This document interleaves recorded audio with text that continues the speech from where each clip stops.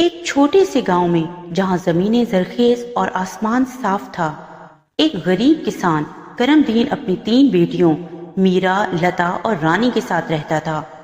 ان کا گھر چھوٹا تھا لیکن دلوں میں محبت اور عزم سے بھرا ہوا تھا۔ میرا سب سے بڑی اور عقل مند بیٹی تھی۔ وہ ہمیشہ اپنے والد کی مدد کرتی اور گاؤں کے بچوں کو پڑھاتی۔ لتا دوسری بیٹی تھی جو خوبصورت تھی لیکن زیادہ سمجھدار نہیں تھی۔ وہ ہمیشہ نئے کپڑے اور زیورات کی خواہش کرتی۔ رانی جو سب سے چھوٹی بیٹی تھی، جو نرم دل اور مہربان تھی لیکن دنیا کی حقیقتوں سے بے خبر تھی۔ ایک دن کرم دین نے اپنی بیٹیوں سے کہا، بیٹیوں، ہماری فصل خراب ہو گئی ہے اور ہمارے پاس کھانے کو کچھ بھی نہیں بچا، ہمیں کچھ نہ کچھ کرنا ہوگا۔ میرا نے کہا، ابا میں شہر جا کر کچھ کام تلاش کرتی ہوں۔ لتا نے کہا، میں بھی تمہارے ساتھ چلوں گی۔ رانی نے کہا، میں گھر کی دیکھ بھال کروں گی۔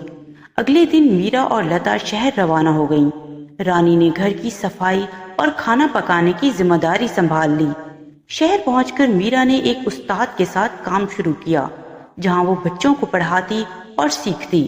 لتا نے ایک فیشن ہاؤس میں کام شروع کیا جہاں اسے نئے کپڑے ملے لیکن کام سخت تھا اور وہ تھک جاتی تھی۔ میرا نے کہا، لتا ہمیں محنت کرنی ہوگی، صرف ظاہری چیزوں سے زندگی نہیں بدلتی۔ لتا نے کہا، تم ٹھیک کہتی ہو میرا۔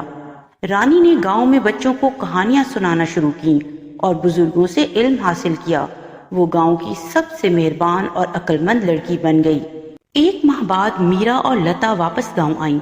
میرا نے بچوں کو پڑھانے کا ارادہ کیا، لتا نے خواتین کو سلائی سکھانے کا منصوبہ بنایا اور رانی نے کہانیاں سنانے کا عہد کیا۔